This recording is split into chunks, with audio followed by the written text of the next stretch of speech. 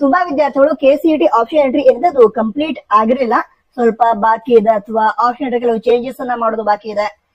ಈಗ last date ಮತ್ತು last time ಮುಗಿದಿದೆ, ಮತ್ತು ಸ್ವಲ್ಪ ಟೈಮ್ ಕೊಡ್ತಾರ ಅಂತ ಕೇಳ್ತಾ ಇದ್ರು. ಇದ್ರ ಬಗ್ಗೆ ನಮ್ಮ ಕೇದವರೇ ಇನ್ಫಾರ್ಮೇಶನ್ ಕೊಡ್ಬೇಕು. ಈಗ ನೀವೇನ್ ಮಾಡಬಹುದು ಅಂತ ಹೇಳಿದ್ರೆ, ಈಗ ನಿಮ್ಮ ಆಪ್ಷನ್ ಎಂಟ್ರಿ ಕಂಪ್ಲೀಟ್ ಆಗಿದ್ರು ಕೂಡ ನಿಮ್ಮ ಫ್ರೆಂಡ್ಸ್ ಯಾರಿಗಾದ್ರೂ ಪ್ರಾಬ್ಲಮ್ ಆಗಿರ್ಬಹುದು, ನಿಮ್ಮ ಫ್ರೆಂಡ್ಸ್ ಗೆ ನೀವು ಹೆಲ್ಪ್ ಮಾಡಬಹುದು.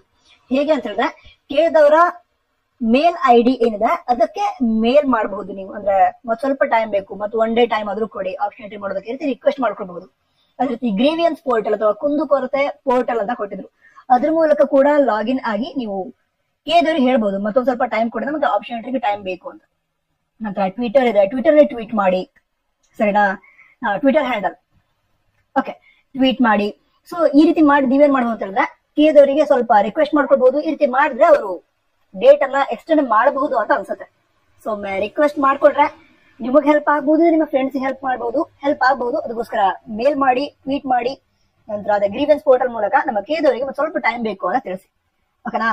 ನಂತರ ಆಲ್ ದ ಬೆಸ್ಟ್.